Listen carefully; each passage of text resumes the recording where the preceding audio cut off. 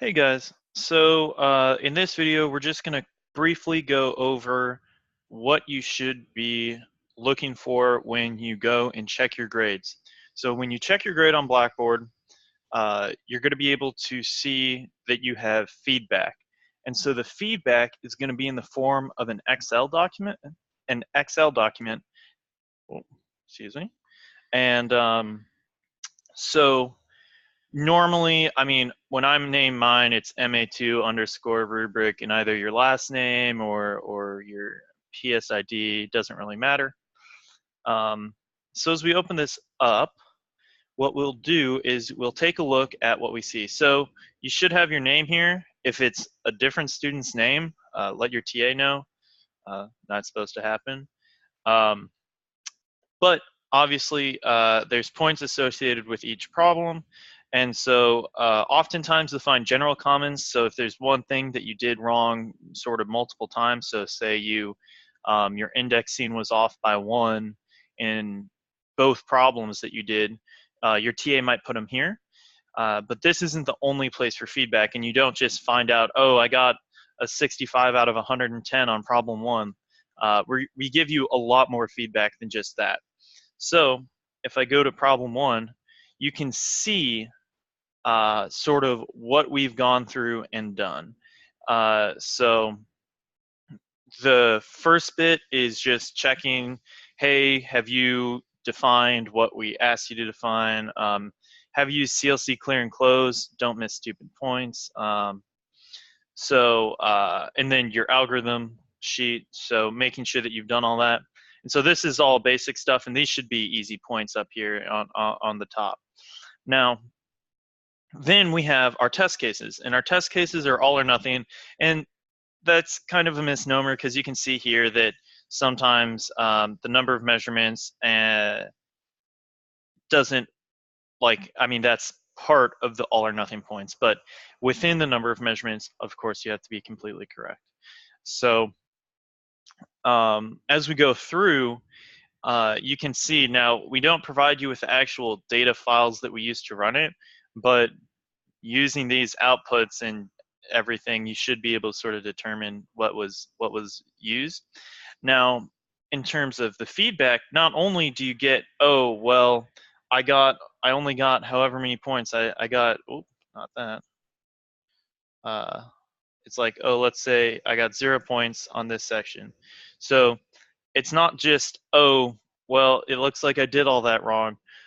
What your TA is going to do is they're going to leave more feedback than just that. So they'll either write sort of either here, I would think, for this line, or if we scroll down, all the way at the bottom, there's a space for additional notes.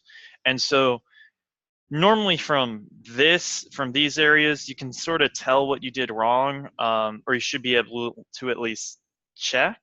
And so then from there, if it's something more specific or if it's a common problem or anything like that, your TA will leave it at the bottom. Now, if we go over to the third worksheet, so right, all these are different worksheets, you can see problem 2. And so again, we've included some stuff, and this is all the stuff we've done. So if you really wanted to, you could even go back and recreate these .mat files and test your code again yourself. One last thing, so I said up top, like if you miss any of these points, those are stupid points to miss. The same is true of points here at the bottom. So make sure that you are spelling everything correctly. I know it seems really, really, really petty for us to go after spelling, but it's one of the things that the Industrial Advisory Board has come and said again and again is that UH engineers are great, they work hard, but they cannot write. And so that's one of the things that we've been really instructed to be stringent on. And then we also have unnecessary results calculations or inputs shown on the command window. So if you forget to suppress variables and suddenly I'm scrolling and scrolling and scrolling to try to grade your MA, you're going to lose points for that because that's not being friendly to the graders. and it's wasting our time. And so all of these are also stupid points to miss, because these are all things that you should be able to tell with your code before you go ahead and run it.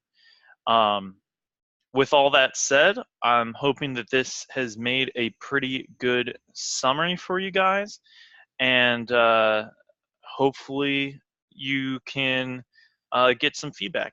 Now, the last thing I'll say is I'm just recalling, if you have any questions about your rubric, I would say the first thing to do, and this is just, maybe it's just, hey, what exactly did I do wrong on this part? You said that my indexing was off from 1, but I don't really know what that means. If that's the kind of question you have, I would suggest asking your TA via email or before class or after class. If it's something that's more detailed, right, where you think that something was graded incorrectly, or you would like to see what the test data was, you can come to office hours, and usually the TAs are pretty nice about running your code on their computer.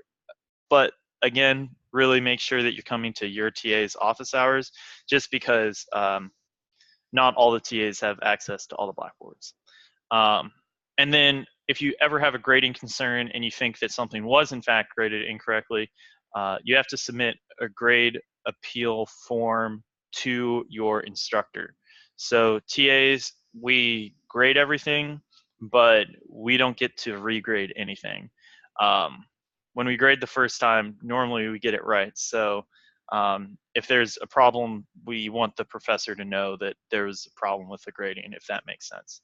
So that way, if we're doing a bad job and suddenly our professor has 8 grade appeals from our 13 students, you know, hey, this TA is not doing his job. And so that's part of the reason why we do that. But on the same note, we're very good at grading, so just be cautious. And the other thing is, when your projects are regraded, they regrade everything. So you might end up getting a lower score if you're trying to be petty about little points, because there's a lot of little points that we might have missed the first time we were grading. And yeah, don't try to sneak a fast one past us. Anyways, that's all for this video, and I hope you guys check out our others.